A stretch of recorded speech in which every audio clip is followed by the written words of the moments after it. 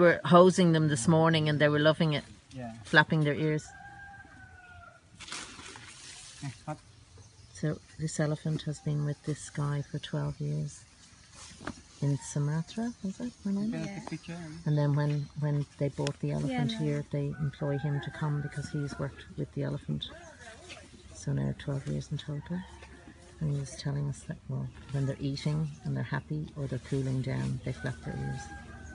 So cute. Taxi, taxi.